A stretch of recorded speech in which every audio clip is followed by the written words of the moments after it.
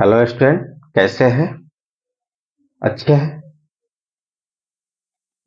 अच्छा रहना भी चाहिए। विश्वास है कि आप अच्छे होंगे। आज मैं वर्ग 10 से दर्पण सूत्र लेकर के आया हूं। तो दर्पण सूत्र को स्थापित कैसे किया जाता है? परीक्षा में पूछता है कि दर्पण सूत्र को स्थापित करें या एफ भी और यू में संबंध स्थापित करें, जहां एफ जो है फोकस दूरी है, भी जो है प्रतिबिंब दूरी है, यू है जो हमारा वस्तु दूरी है। यानी दर्पण सूत्र को स्थापित करें। तो आइए हम देखते हैं कि दर्पण सूत्र कैसे स्थापित होता है। तो हम आज जो देखने जा रहे हैं वो अवतल दर्पण में देखने जा रहे हैं। किसमें देखने जा रहे हैं? अवतल दर्पण में। तो मान लीजिए ये हमारा अवतल दर्पण है। यहाँ फोकस दूरी यहाँ है, ये ध्रुव है और ये वक्रता केंद्र है। और वस्तु जो हम रखे हैं ना, ये वक्रता केंद्र और अनंत के बीच में रखे। ये भी हमारा वस्तु है। यहां से किरण गई और परावर्तन के बाद फोकस से गुजरी, और दूसरी किरण हम वक्रता केंद्र से गुजारे जो दर्पण से परावर्तन के बाद पुनः उसी पथ पर लौट गई, और ये दोनों किरण जहां पे कटी वहीं पे प्रतिबिंब बना ए डैश बी डैश। तो माना कि डीपी एक अवतल दर्पण है जिसमें वस्तु अनंत और वक्रता केंद्र के बीच स्थित है, जिसका प्रतिबिंब वक्रता केंद्र और फोकस के बीच बना है। फिर डी से फिर डी से डीएम लंब मुख्य अक्ष पर खींचा। कहां खींचा? मुख्य अक्ष पर खींचा। मुख्य अक्ष पर खींचा। देखिए, डी से डीएम लंब हमने मुख्य अक्ष पर खींच दिया। अब हम क्या करेंगे? देखें तो P जो है हमारा ध्रुव है, F क्या है? फोकस दूरी है। F क्या है? फोकस दूरी। और C क्या है? तो वक्रता केंद्र है। C क्या है? वक्रता केंद्र है। और हम यहाँ P ध्रुव हो गया, F फोकस दूरी है, C वक्रता केंद्र हो गया, और PA जो है, PA ये है हमारा वस्तु दूरी। क्योंकि मुख्य अक्ष पर वस्तु यहां है, तो जो भी दूरी मापी जाती है ध्रुव से मापी जाती है, तो P से A की जो दूरी होगी वो वस्तु की दूरी होगी। प्रतिबिंब दूरी, प्रतिबिंब यहां बन रहा है, P से A डैश के बीच की जो दूरी होगी वो हमारा क्या हो जाएगी? प्रतिबिंब दूरी। क्या हो जाएगी? प्रतिबिंब दूरी। अब हम चलेंगे चिन्ह परिपाटी में। तो चिन्ह परिपाटी में आप पढ़े होंगे कि जो भी दूरी हम मापते हैं ध्रुव से मापते हैं, तो दर्पण के परावर्तक सतह के तरफ जो भी दूरी मापते हैं वो ऋणात्मक होता है, और दर्पण के पीछे जो दूरी मापते हैं वो धनात्मक होता है। तो यहाँ जो भी लिए है फोकस दूरी, वक्रता केंद्र या वस्तु दूरी या प्रतिबिंब दूरी, ये सभी हमारे दर्पण के वक्रता दर्पण के परावर्तक सतह की तरफ है, यानी दर्पण की तरफ है ना। दर्पण ध्रुव के बाई तरफ है, अतः सब ऋणात्मक होगा। तो चिन्ह परिपाटी से हम कहां चलेंगे? चिन्ह परिपाटी से। चिन्ह परिपाटी से चिन्ह परिपाटी से वस्तु दूरी। वस्तु दूरी हमारा क्या है? वस्तु दूरी हमारा है पीए।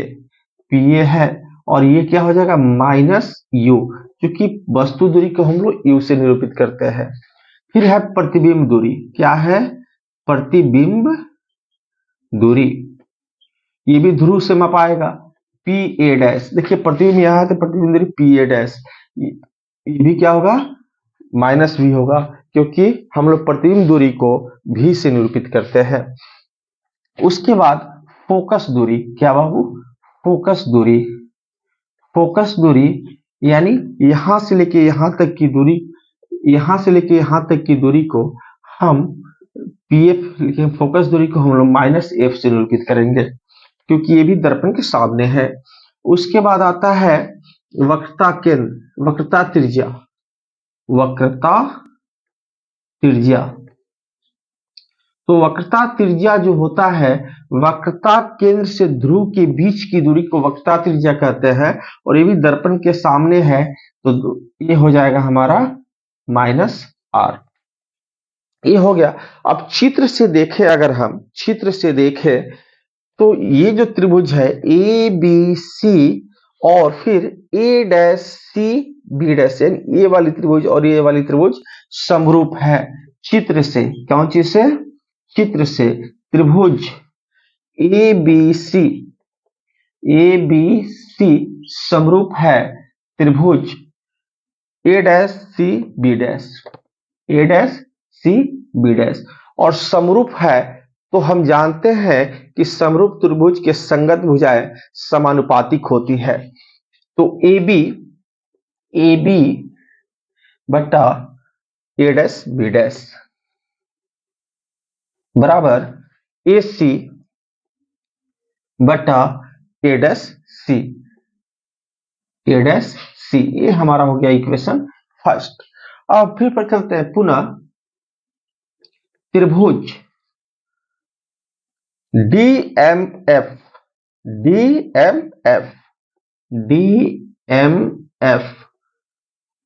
समरूप है त्रिभुज ए डैश एफ बी डैश के, ए डैश एफ बी डैश के, यानी ये त्रिभुज और ये त्रिभुज आपस में क्या है? समरूप है। ये वाला त्रिभुज और ये वाला त्रिभुज आपस में क्या है?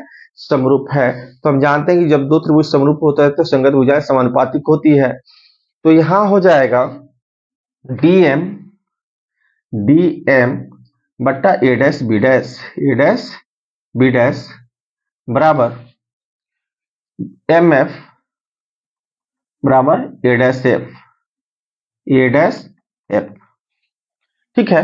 माना कि दर्पण का द्वारक छोटा है, माना कि दर्पण का द्वारक जो है छोटा है, द्वारक छोटा है, यानी दर्पण जो है काफी छोटा है, तो डीएम बराबर हो जाएगा ए बी, यानी डीएम जो है ए बी के बराबर हो जाएगा। तो क्या हो जाएगा? अब हम यहाँ डीएम की जगह पर किसको लिख देंगे? ए बी को। तो ए बी बट्टा ए डैश बी डैश बराबर एम एफ बट्टा ए डैश एफ। ये हमारा हो गया इक्वेशन 2। अब लिखेंगे समीकरण 1 और 2 से, 1 और 2 से, किससे? 1 और 2 से। तो देखिए यहाँ पे, यहाँ भी ए बी, यहाँ भी A B, A dash B dash, A dash B dash, यानी ये दोनों सेम है, तो ये और ये भी आपस में क्या हो जाएंगे? बराबर हो जाएंगे। तो ए सी बट्टा ए डैश सी बराबर एम एफ बट्टा ए डैश एफ। क्योंकि फिर यहां देखिए एम जो है पी के काफी नजदीक है, यदि एम पी के काफी नजदीक है, तो एम एफ जो है ये बराबर हो जाएगा पी एफ। अब हम यहाँ क्या लिख देंगे? ए सी बटा ए डैश सी बराबर एम एफ की जगह किसको बैठा देंगे? पी एफ को, बराबर ए डैश एफ। अब चलिए हम आगे चलते हैं, इसको फिर बढ़ाते हैं आगे की तरफ, है ना। AC जो है चित्र से देखिए AC, तो क्या हम इसको नहीं लिख सकते हैं? PA घटाओ PC, घटा देंगे तो AC निकल जाएगा। तो मैं यहां लिख दूंगा PA घटाओ PC बटा, अब क्या है? A डैश C, यानी ये वाला पार्ट निकालना है, तो PC घटाओ PA डैश को घटा देंगे तो हमारा क्या निकल जाएगा? A डैश C निकल जाएगा, है ना। तो हम यहां लिख देंगे PA डैश बराबर क्या है? PF तो रहने दीजिए, वही रहेगा PF। अब जो है हमारा क्या है? A डैश F, यानी PA डैश में से हम PF को घटा देंगे तो हमारा मिल जाएगा A डैश F। अब हम चूंकि बताए थे कि PA जो है हमारा वस्तु दूरी है, तो वस्तु दूरी कौन से निरूपित किए थे? U से निरूपित किए थे। कौन से निरूपित किए थे? U से। तो U हो जाएगा -U, चूंकि चिन्ह परिपाटी से -U था। PC क्या है हमारा? कैपिटल R था, तो हम यहाँ माइनस आर लिखेंगे, क्योंकि यहाँ एक चिन्ह है और वक्रता त्रिज्या को हम क्या लिए थे, माइनस आर। पीसी फिर देखिए minus R minus P A dash प्रतिबिंब दूरी माइनस भी। अब जो है पी एफ है फोकस दूरी, तो माइनस एफ बटा पी ए डैश यानी प्रतिबिंब दूरी माइनस भी।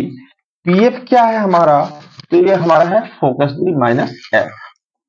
अब देखिए ये क्या लिखेंगे यहाँ पे कि minus U minus minus plus R बटा minus R, minus minus plus हो जाएगा, भी बराबर माइनस एफ बटा माइनस भी प्लस एफ। अब जो है हम इसको तिरछा गुना कर दे, इससे इसमें इससे इसमें, तो माइनस यू प्लस आर गुने माइनस भी प्लस एफ बराबर minus F into minus R plus भी। गुना कीजिए, माइनस यू माइनस भी में गुना करेंगे माइनस में प्लस हो जाएगा यू भी, फिर minus plus minus U F हो जाएगा, फिर आर से भी करेंगे माइनस भी आर हो जाएगा, अब plus plus plus R F हो जाएगा। ये क्या हो जाएगा, minus minus plus R F हो जाएगा, minus minus plus R F हो जाएगा, माइनस प्लस माइनस भी एफ हो जाएगा। तो देखिए यहाँ प्लस आर एफ है, प्लस आर एफ है, बीच में जब इक्वल का चिन्ह रहता है तो दोनों तरफ अगर बराबर चीज हो तो आपस में क्या हो जाते हैं, कट जाते हैं। ठीक है, तो चूंकि हम जानते हैं आर बराबर होता है 2f, आर बराबर क्या होता है 2f, तो हम यहाँ लिखेंगे uv माइनस uf, आइए क्या है माइनस वी आर, तो माइनस भी गुने आर का मान क्या है 2f, ठीक है, बराबर माइनस वी एफ। अब देखिए uv minus uf minus 2vf बराबर माइनस वी एफ। तो uv माइनस uf रहेगा, ये माइनस 2vf इधर जाएगा तो प्लस 2vf हो जाएगा, माइनस है तो इधर जाएगा तो प्लस 2vf। तो uv माइनस uf बराबर क्या हो जाएगा vf प्लस vf हो जाएगा।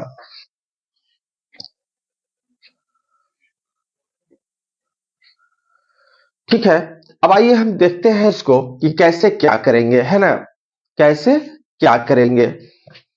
अब पूरे में uvf से भाग करेंगे, uvf से क्या करेंगे, पूरे में क्या करेंगे uvf से भाग करने पर, तो देखिए यहाँ क्या है uv है, uv में uvf से भाग करेंगे माइनस uf बटा uvf बराबर vf बटा uvf। तो f से f गया, v से v गया, फिर देखिए f से f गया, u से u गया, यहाँ u से u गया, v से v गया, तो क्या बचा 1 by f minus 1 by v बराबर 1 बाई u।